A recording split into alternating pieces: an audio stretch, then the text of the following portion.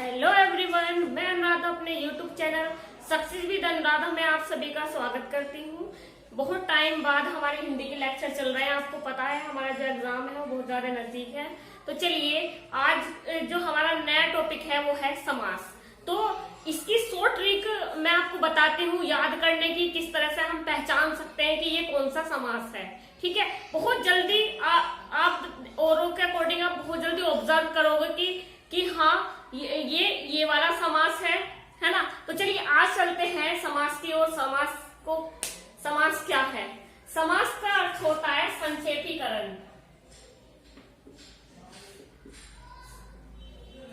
क्या होता है? संक्षेपीकरण। ठीक है, पूरी तरीके से उसको विस्तार में लिखना क्या कहलाता है? इसका शाब्दिक अर्थ, समास का शाब्दिक अर्थ क्या कहता है? संक्षेपीकरण। ठीक है, यानी कि दो या दो से अधिक शब्दों को मिलकर जो एक नवीन शब्द बनता है वो क्या कहलाता है? समास कहलाता है। तो चलिए इसका शाब्दिक अर्थ क्या है हमारा? संक्षेपीकरण यानी कि विस्तार से चीजों को लिखना, खोल खोल के लिखना। ठीक है, तो चलिए इसकी शॉर्ट ट्रिक बताते हैं कि समास विग्रह किसे कहते हैं। समास विग्रह देख लीजिए, पहले इसकी डेफिनेशन देख लीजिए कि समास कहते किसे हैं। वो तो मैंने आपको बता दिया है, दो या दो से अधिक शब्दों को मिलकर जो एक नवीन शब्द बनता है उसे समास कहते हैं। ठीक है, तो समास विग्रह क्या है? एक जो समासिक शब्दों के बीच क्या होता है? समास शब्दों के बीच जो संबंध को स्पष्ट करना ही क्या कहलाता है? समास विग्रह कहलाता है। ठीक है, जो सामायिक शब्दों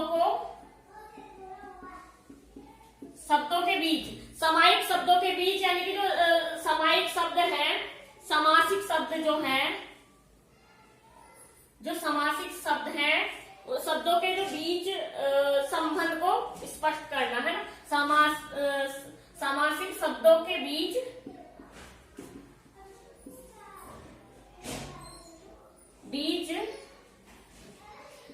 संबंध को स्पष्ट करना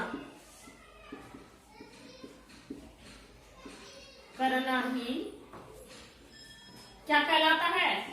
समास विग्रह कहलाता है ना। तो चलिए ये क्या हुआ? ये तो हमारा हुआ समास विग्रह। और समास मैंने आपको बता दिया है संक्षेपीकरण। समास का शाब्दिक अर्थ होता है संक्षेपीकरण यानी कि विस्तार से चीजों को लिखना। ठीक है, खोल खोल के चीजों को लिखना, पूर्ण रूप से लिखना। ठीक है, वो क्या है? दो या दो से अधिक शब्दों के मिलने पर जो एक नवीन शब्द उत्पन्न होता है वो क्या कहलाता है? समास कहलाता है। संक्षेपीकरण क्या होता है? जो समासिक शब्दों के बीच संबंध स्पष्ट करना ही क्या कहलाता है? समास विग्रह कहलाता है। जैसे राजपुत्र यानी कि राजा का पुत्र, है ना, राजा का पुत्र। ये इसका उदाहरण है, राजपुत्र यानी कि राजा का पुत्र। ठीक है, तो चलिए इसे नोट कर लीजिए अच्छे से।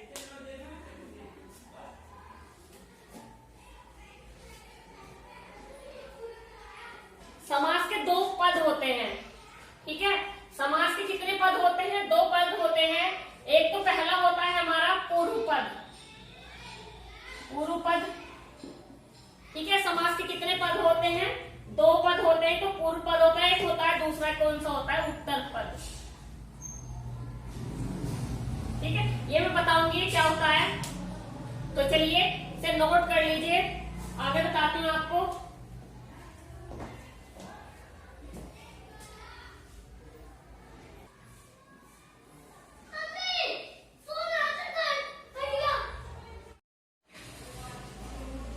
चलिए ये देखिए शॉर्ट ट्रिक देखिए समास की।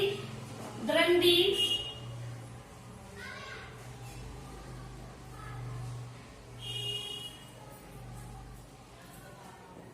अब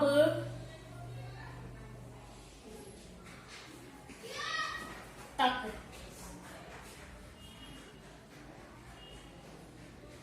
द्वंद्वी अब तक क्या है? ये शॉर्ट ट्रिक, समास की शॉर्ट ट्रिक है। द्वंद्वी अब तक, ठीक है। द्वंद्वी अब तक इसका क्या है, द्वंद्व से हो गया हमारा द्वंद्व समास, ठीक है। द्वि से हो गया हमारा दीर्घ समास, ऐसा हो गया हमारा अवयवी भाव भाव समास। ये समास हमारे कितने प्रकार के होते हैं, सात प्रकार के होते हैं समास। पहला है हमारा द्वंद्व समास, दूसरा दीर्घ समास, तीसरा हमारा अवयवी भाव और फोर्थ है हमारा बहुव्रीहि। कौन सा समास है हमारा फोर्थ, बहुव्रीहि समास।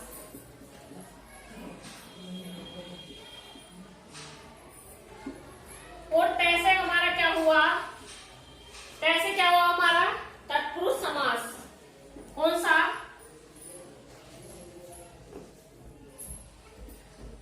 तत्पुरुष समास।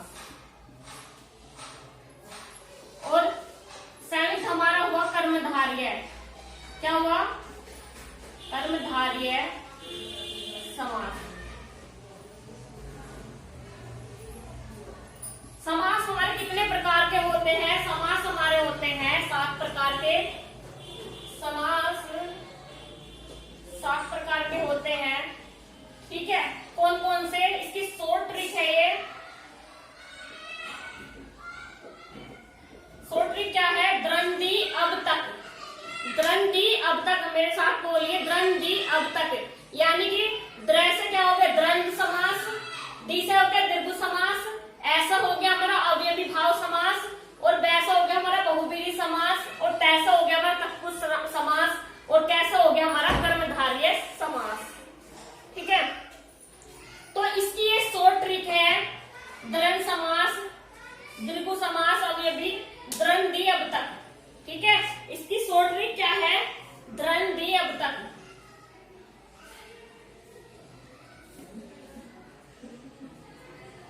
अब तक, ठीक है। इंपोर्टेंट है, बार बार पूछे जाता है, हिंदी में आता है 2 नंबर का, हमारे समाज 2 नंबर के आते हैं, कभी कभी 3 नंबर का भी आ जाता है ना। जो पैराग्राफ होता है उसमें कुछ क्वेश्चन समास के भी दिए रखते हैं। तो चलिए देख लेते हैं हम। द्वंद्व समास में हमारे दोनों पद प्रधान होते हैं, पहले इसे नोट कर लीजिए एक बार शॉर्ट ट्रिक को, तब आगे बताती हूँ मैं।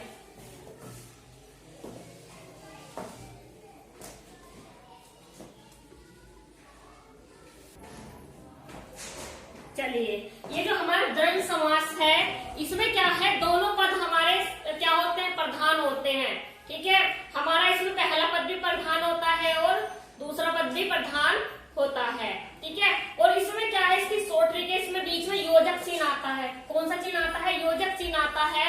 और क्या होता है कि जब हम इसका समास विग्रह करते हैं तो बीच में, जब समास विग्रह इसका करते हैं तो बीच में क्या आता है, और या फिर अथवा या फिर एवं आता है, ठीक है, एवं आता है ना। तो चलिए, इसमें दोनों पद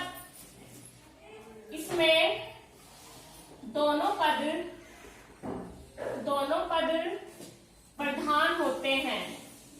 इसमें कौन से पद प्रधान होते हैं, दोनों पद प्रधान होते हैं।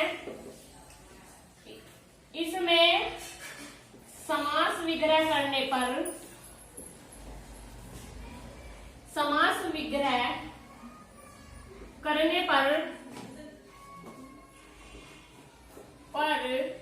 क्या, इसमें समास विग्रह करने पर और या एवं या अथवा बीच में आता है, ठीक है। बीच में क्या आता है, अथवा, और या एवं आता है, ठीक है। अब चलिए, इसमें क्या होता है, इसमें शॉर्ट ट्रिक है, इसमें योजक चिन्ह, इसमें योजक चिन्ह,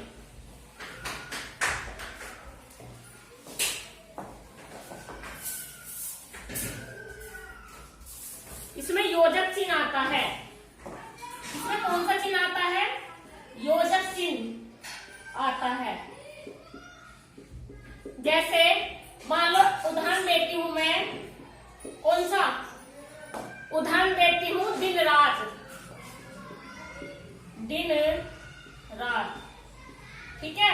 माता पिता, भाई बहन, दाल रोटी, ठीक है। जब हम इसका समास विग्रह करेंगे, तो जब हम इसका समास विग्रह करेंगे तो क्या होगा? दिन बीच में ये चिन्ह हट के क्या हो जाएगा? ये हो जाएगा दिन और रात, ठीक है। माता और पिता, माता और पिता, भाई और बहन, भाई और बहन, और ये क्या होगा? दाल और रोटी, ठीक है। तो योजक चिन्ह हटके क्या हो जाएगा? योजक चिन्ह हटके ये हो जाएगा और लग जाएगा, इसमें क्या लग जाएगा? और लग जाएगा। ये शॉर्ट ट्रिक है, जब भी आपको दो अक्षरों के बीच में योजक चिन्ह दिख जाए तो कौन सा समास है? वो द्वंद्व समास है, ठीक है। वो कौन सा समास है? द्वंद्व समास है। इसमें दोनों पद प्रधान होते हैं, तो इसे अच्छे से नोट करेंगे, अच्छे से पढ़ेंगे। चलिए, जैसे खरा खोटा, ठीक है। क्या है ये? खरा खोटा। तो या तो वो खरा हो सकता है या फिर वो खोटा हो सकता है। तो खरा या खोटा,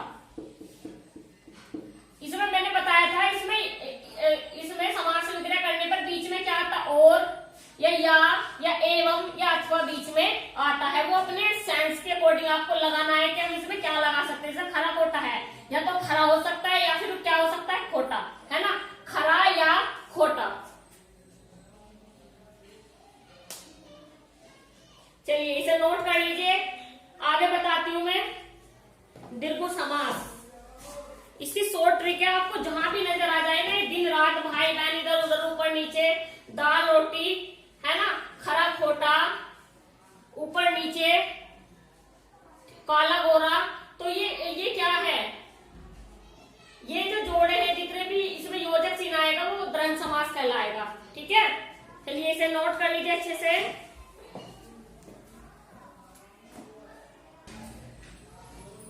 चलिए दूसरा देखिए हमारा दीर्घ समास, ठीक है। तो दीर्घ समास में मैंने क्या बताया था? अभी नहीं बताया, सॉरी। चलिए देख लीजिए, दीर्घ समास में क्या होता है? दीर्घ समास में पूर्व पद प्रधान होता है, यानी कि जो पहला पद है वो संख्यावाचक विशेषण होता है, उसमें संख्या का बोध होता है, ठीक है। इसमें इसकी शॉर्ट ट्रिक यही है कि जहां पे आपको लगे कि इसमें संख्या आ रही है लिखी हुई, ठीक है, इसमें संख्या का बोध होता है, संख्या विशेषण संख्या दी गई हो, उसमें क्या होता है? दीर्घ समास होता है, ठीक है। इसमें पूर्व पद क्या होता है?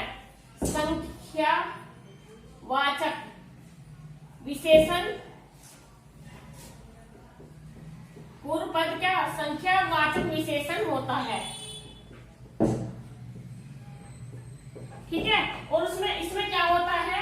इसमें समूह का बोध होता है, इसमें समूह या अथवा समाहार, समूह अथवा समाहार का बोध होता है। इसकी शॉर्ट ट्रिक यही है कि जहां पे आपको जिस समास में संख्या नजर आ जाए, जैसे पंचतंत्र, त्रिवेणी हो गया, है ना, और कौन सा हो गया? दोपहर हो गया, नवग्रह हो गया, ये सब क्या है? चलिए उदाहरण देख लीजिए इसके। उदाहरण देख लीजिए, जैसे हो गया नवग्रह, ठीक है, और क्या हो गया? दोपहर, त्रिवेणी, पंचतंत्र, ठीक है। और भी बहुत सारे हैं, पंचतंत्र ले लो, चौगुनी ले लो। ठीक है, तो ये क्या रहा है, इसमें 9 गिरह, 9 गिरह यानी कि 9 गिरह, 2 पहर यानी कि 2 पहर, और त्री यहाँ के ना त्री 3, 2 आ गया, 9 आ गया, यहाँ पे 5 आ गया, 4 गुनी है ना, 4 आ गया। तो ये क्या है कि जहां पर आपको चौगुनी यानी कि 4 गुनी, पंच यानी कि 5 तंत्र, त्रिवेणी यानी कि 3 वेणी, और ये क्या है 2 पहर, 9 गिरह, ये सब क्या है, ये जहां भी आपको संख्यावाचक विशेषण दिख जाए वही क्या कहलाता है, वहां पे दीर्घ समास कहलाता है। इसमें संख्या का बोध होता है। ठीक है, यानी कि 9 गिरह, 2 पहर, त्रिवेणी, पंचतंत्र, चौगुनी, ये क्या है, ये आपको संख्यावाचक संख्या का बोध करा रही है ना। तो ये क्या है हमारा, ये है हमारा दीर्घ समास। ठीक है, आपको जहां भी ये चीजें नजर आ जाए, जहां पे भी आपको संख्या नजर आ जाए, है ना, संख्यावाचक विशेषण दिख जाए, तो आप क्या करोगे, उसे तुरंत दीर्घ समास लगा दोगे। ठीक है, तो चलिए इसे अच्छे से नोट करेंगे। और भी है जैसे त्रिरंगा,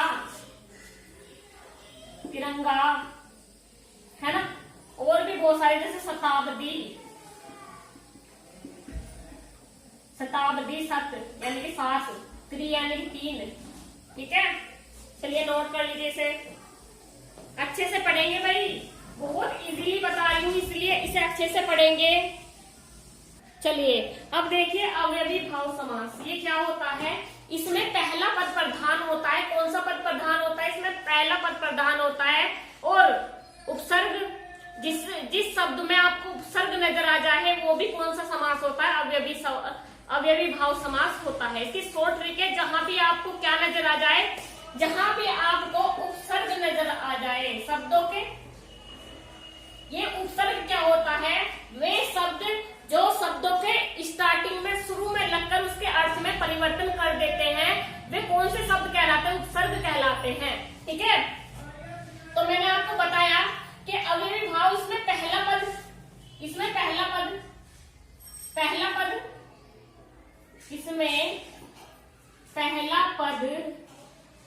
प्रधान होता है। ठीक है, इसमें पहला पद प्रधान होता है, और इसमें क्या होता है, इसमें उपसर्ग वाले शब्द आते हैं, जैसे यथाशक्ति, जैसे क्या, उदाहरण के लिए देख लीजिए, जैसे यथाशक्ति,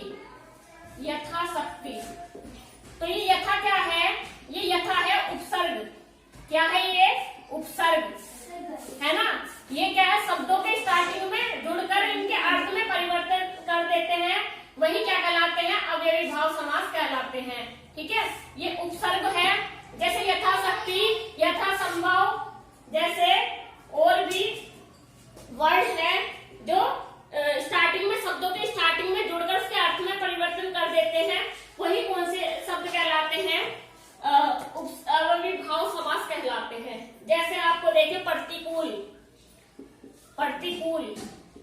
ठीक है, ये प्रति क्या हुआ, ये उपसर्ग, ठीक है, और ये वेग, ठीक है, और भी उपसर्ग है, आप जब आगे पढ़ोगे उपसर्ग को तब आप पहचान पाओगे कि ये उपसर्ग है। जैसे आजन्म, ये आ क्या है, ये उपसर्ग है ना, हम ये आगे पढ़ेंगे कि उपसर्ग कहते किसे हैं, उपसर्ग कौन कौन से उपसर्ग होते हैं। चलिए पहले देख लीजिए समास। मैंने आपको बताया कि अवयवी भाव समास क्या होता है। अवयवी समास में पहला पद प्रधान होता है, और उसमें इन शब्दों में शॉर्ट ट्रिक क्या है, शॉर्ट ट्रिक ये है कि इसमें उपसर्ग आते हैं। ठीक है, उपसर्ग वाले शब्द भी क्या कहलाते हैं, उपसर्ग वाले शब्द भी अवयवी भाव समास में आते हैं। और एक और चीज है इसमें, शॉर्ट ट्रिक देख लीजिए, इसमें जो शब्द बार बार रिपीट होते हैं, जिनकी बार बार पुनरावृत्ति होती है, जैसे कि रातों रात, ये रातों रात क्या है, दिनों दिन, ये दिनों दिन क्या है, ये कौन सा समास है, ये अवयवी भाव समास है। जैसे धड़ाधड़,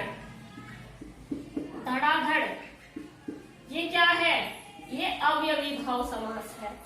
ठीक है, जो शब्द बार बार, जैसे धीरे धीरे, धीरे धीरे, ये क्या है? अव्ययीभाव समास है। क्योंकि ये पहचान लीजिए, तो इसमें उपसर्ग आता है और इसमें पहला पद प्रधान होता है, यानी कि उपसर्ग वाला जो। ठीक है, और एक इसमें एक शब्द की पुनरावृत्ति बार बार आए, जैसे धीरे धीरे, दिनों दिन, दिन रात नहीं, रातों रात, है ना, धीरे धीरे, घर घर। ठीक है, घर घर, ये क्या कहलाता है? ये अव्ययीभाव समास में आते हैं ये शब्द। ठीक है, इसकी 3 ट्रिक मैंने बताई है। इसमें पहला पद प्रधान होता है और दूसरा क्या होता है? इसमें उपसर्ग आता है और इसमें एक शब्द की पुनरावृत्ति बार बार होती है, तो वो क्या कहलाता है? अव्ययीभाव समास कहलाता है। तो चलिए अच्छे से पढ़ेंगे, नोट कर लीजिए इसे। आई होप आप अच्छे से समझ गए होंगे। प्रतिवर्ष, प्रतिवर्ष, आजन्म, है ना, प्रतिकूल, रातों रात, दिनों दिन, धड़ाधड़, घर घर, धीरे धीरे, ये सब क्या है? अव्ययीभाव समास में आते हैं। भाई इनने मूड खराब कर। चलिए, ये है कर्मधारय समास। ठीक है, कौन सा समास है? कर्मधारय समास। कर्मधारय समास, इसमें क्या होता है? इसमें जो कर्म को धारण करने वाला जो विशेषण है, या कर्म को धारण करने वाले जो विशेषण है, जो विशेषता बताए, है ना, जैसे अच्छा बुरा, काला बुरा, यानी किसी भी कर्म, अगर कोई भी क्या बताए, किसी भी चीज की विशेषता बताए, जिसमें किसी भी चीज की विशेषता बताई जा रही हो, वो कर्मधारय समास है। कैसे? वो देख लीजिए, महर्षि, महर्षि, है ना, महान है ऋषि जो, कौन है? महर्षि। ठीक है, और क्या है? काला गोरा, काला है, गोरा है, भूरा है, भूरा है, चरण कमल है। ठीक है, चरण कमल है, जिसके पैर कमल के समान है।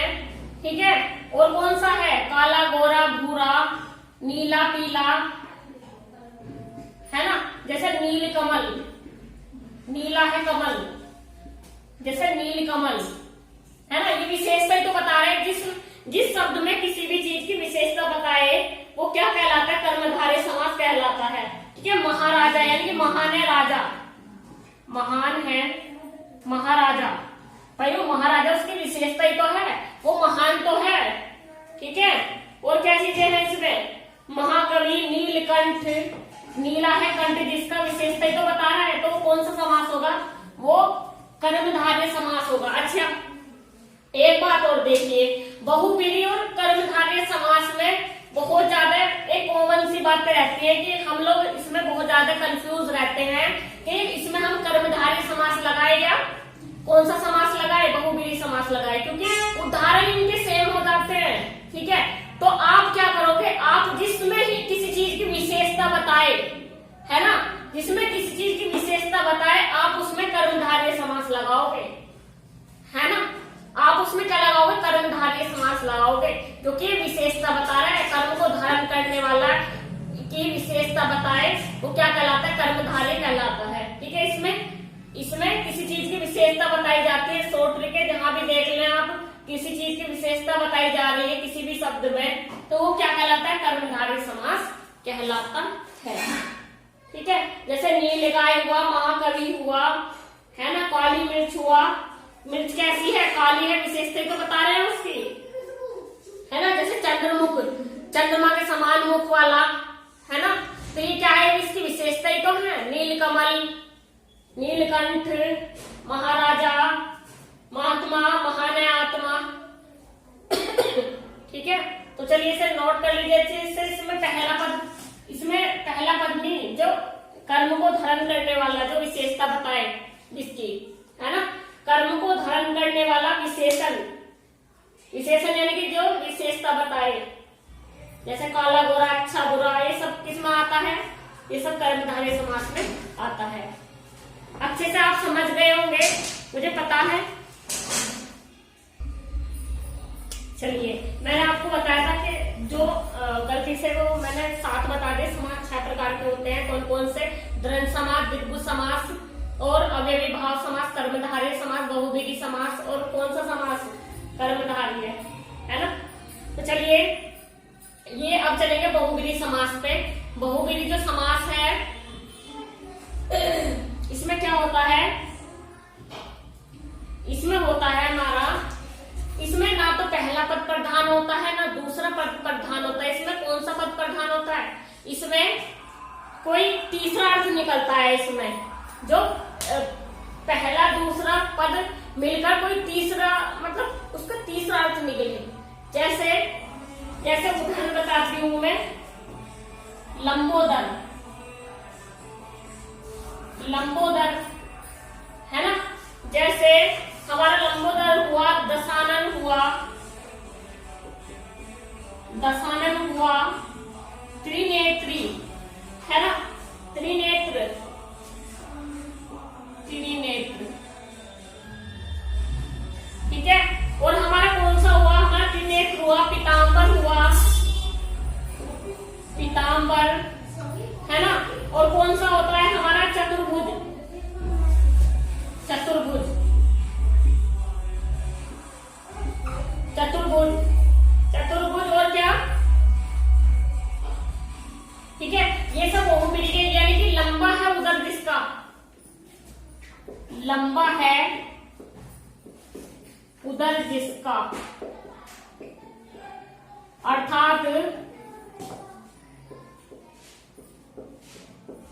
श्री गणेश है ना। लंबा है उधर जिसका है ना, यानी कि लंबा है उधर जिसका अर्थात गणेश जी। तीसरा अर्थ निकला है इसका, गणेश जी। दशानन है ना, दशानन क्या है? 10 है सिर जिसके, 10 है सिर जिसके। कौन से किसके 10 सिर होते हैं? भाई रावण के होते हैं ना। 10 है सिर जिसके,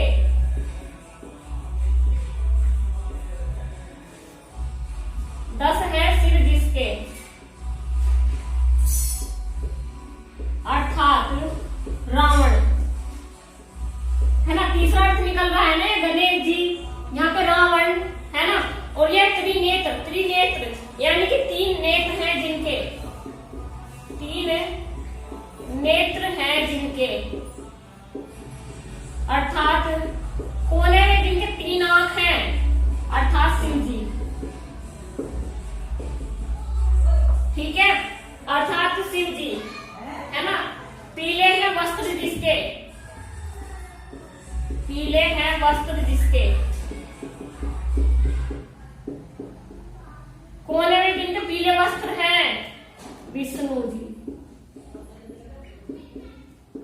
यहाँ श्री कृष्ण भी आगे तक कई रूप है विष्णु जी, ठीक है।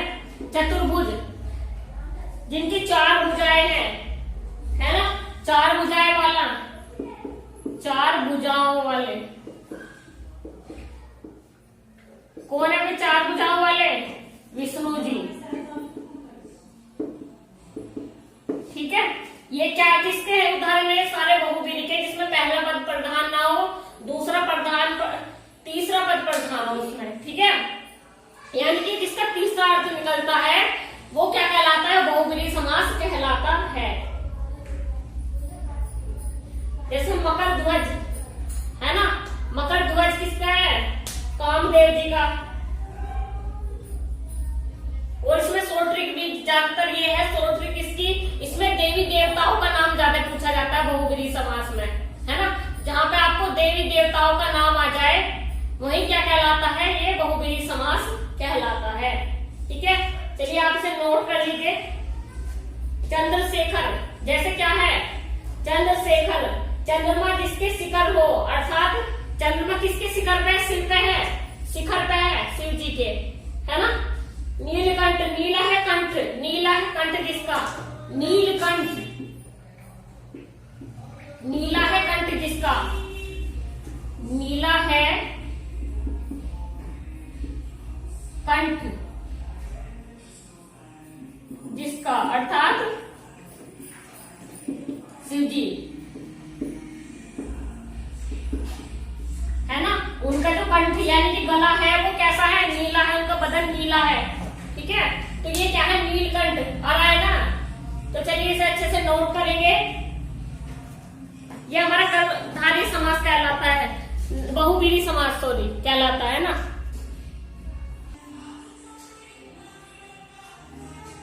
चलिए ये है तत्पुरुष समास, लास्ट समास है ये हमारा तत्पुरुष समास है। इसमें दूसरा पद प्रधान होता है। इसमें कौन सा पद प्रधान होता है, दूसरा पद प्रधान होता है।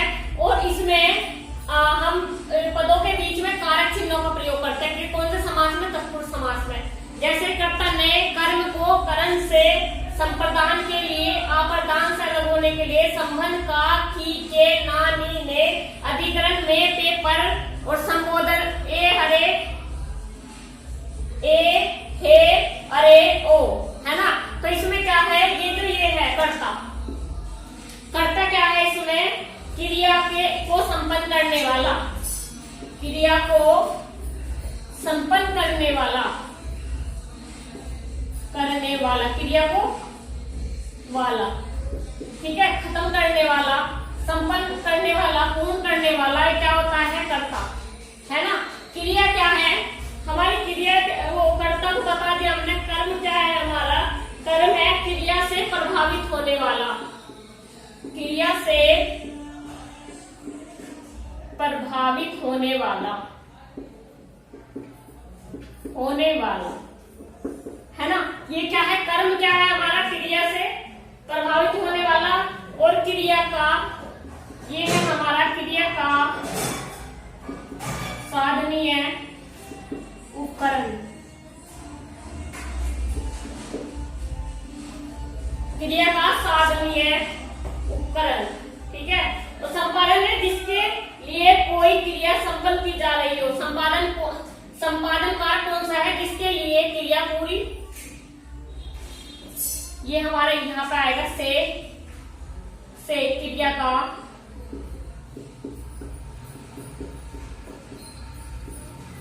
साधनीय उपकरण।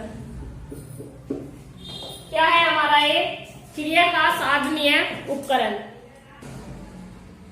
चलिए ये है जिसके लिए क्रिया संपन्न हो रही हो, ये कौन सा होता है, संप्रदान कारक। कौन सा, जिसके लिए क्रिया संपन्न की जा रही हो। और ये है अप्रदान कारक होता है, जैसे अब किसी चीज से अलग होना, तुलना करना, भिन्नता विशेषता अलग पाई जाती है उसमें, किसी चीज में, है ना, भिन्नता पाई जाती है। तुलना करना, किसी शब्द में तुलना हो रही हो तो वो क्या, कौन सा होता है, अप्रदान कारक होता है ना। किसी चीज से अलग हो, जैसे पत्ते पेड़ से गिरते हैं तो वो अलग हो रहे हैं ना। तो ये से आगे ना, इसमें से अलग होने के लिए, तो ये कौन सा कारक हो गया, अप्रदान कारक हो गया, ठीक है। और हमारा संबंध क्या है, जिससे किसी पद का संबंध का बोध हो रहा हो, है ना। अधिकरण में, पेपर यानी किसी चीज में आ जाए जो क्रिया के आधार आदि का बोध कराए, है ना। जैसे स्थान, समय, अवसर वगैरह ये अधिकरण में आता है। और संबोधन यानी किसी को बुला रहे हो, किसी को पुकार रहे हो, है ना। जैसे है ना, किसी को पुकारना, संबोधित करना, कि हे, अरे, डराना, है ना। तो ये संबोधन कारक में आता है। तो चलिए इसके एग्जाम्पल देख लीजिए, ये अच्छे से पहले नोट करें, फिर इनके एग्जाम्पल बताती हूँ मैं।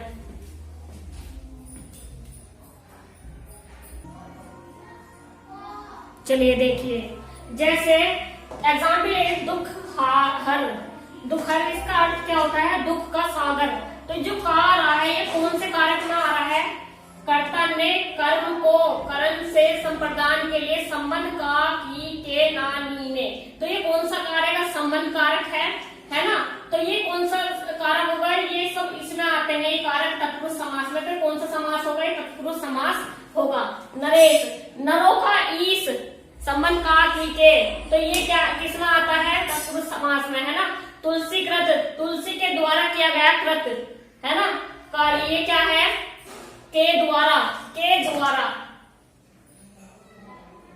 के लिए या के द्वारा, है ना। वनवास, वन में वास, में पे पर, अधिकरण कारक, है ना।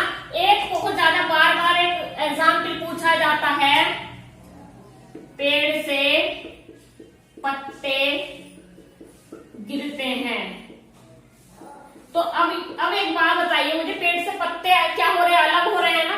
पेड़ से पत्ते गिर रहे हैं, तो पेड़ से क्या हो रहे हैं, पत्ते अलग हो रहे हैं, तो वो कौन सा कारक होगा इसमें, अधिकरण कारक नहीं, अप्रदान कारक। से अलग होने पर, से अलग होने पर किसी में से आए, यानी कि पेड़ से पत्ते गिरते हैं, तो पेड़ से पत्ते क्या हो रहे हैं, अलग हो रहे हैं, तो कौन सा कारक आएगा इसमें, अप्रदान कारक आएगा। बार बार पूछा जाता है ये अप्रदान कारक, तो अच्छे से नोट करेंगे। चलिए आज के जो समास की क्लास है वो वहां पे समाप्त हो गई है। 6 समास हमने बताए थे, कौन कौन से, द्वंद्वी अब तक शॉर्ट ट्रिक बताई थी, द्वंद्व समास, दीर्घ समास, अव्ययी भाव समास, बहुव्रीहि समास और तत्पुरुष समास और कर्मधारय समास। ठीक है, सबकी मैं शॉर्ट ट्रिक बता चुकी हूँ। अच्छे से पढ़ेंगे, अच्छे से नोट करें।